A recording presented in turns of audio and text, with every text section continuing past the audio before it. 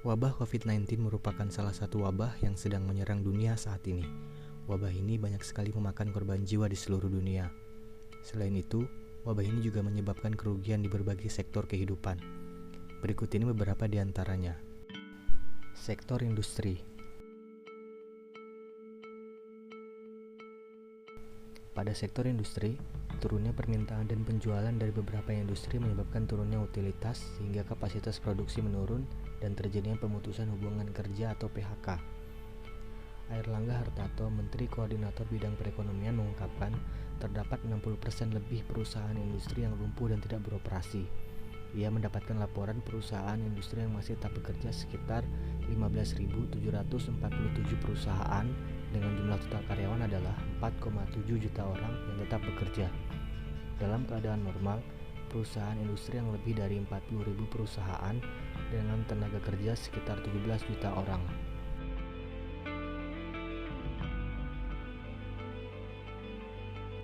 Sektor pertanian.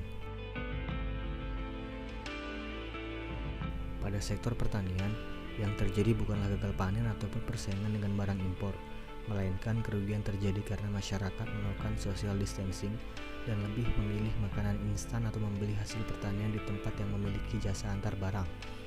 Sehingga, petani kecil lebih merasakan dampak buruk dari hal tersebut.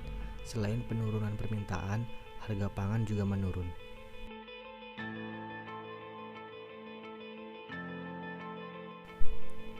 Sektor pendidikan.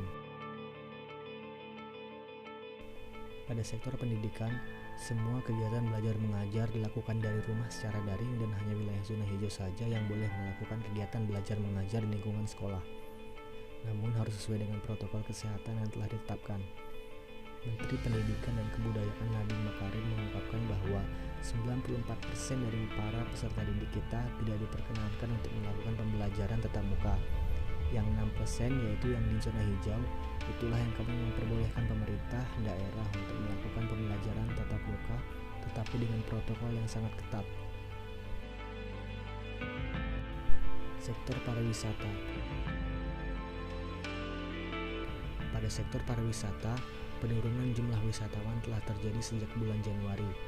Menteri Pariwisata dan Kreatif Ekonomi atau Kepala Badan Pariwisata dan Ekonomi Kreatif Wisnu Tamaku Subandio menjelaskan pada Januari hingga Maret 2020 kunjungan wisatawan mancanegara turun 30,62%, yakni jumlah kunjungan hanya mencapai 2,61 juta kunjungan dibandingkan dengan periode yang sama tahun 2019 dengan jumlah 3,61 juta kunjungan. Sektor transportasi. Pada sektor transportasi, yang terkena dampak adalah semua moda transportasi, mulai dari transportasi udara hingga laut. Transportasi udara mengalami penurunan frekuensi dikarenakan terdapat penutupan rute ke beberapa negara seperti Tiongkok dan negara lainnya. Sementara transportasi darat mengalami penurunan karena kebijakan social distancing dan physical distancing serta kebijakan sosialisasi masif yakni bekerja, belajar, dan ibadah di rumah. Kemudian, untuk transportasi laut mengalami penurunan akibat penurunan permintaan jasa distribusi. Sektor ekonomi. Sektor ekonomi adalah salah satu sektor yang mengalami hantaman besar dari pandemi COVID-19.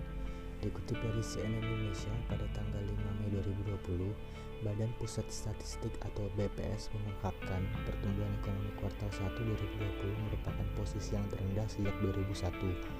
Pada 3 bulan pertama 2020, pertumbuhan ekonomi hanya sebesar 2,97%. Sedangkan di kuartal 1 2001, pertumbuhan ekonomi tercatat sebesar 3,87%.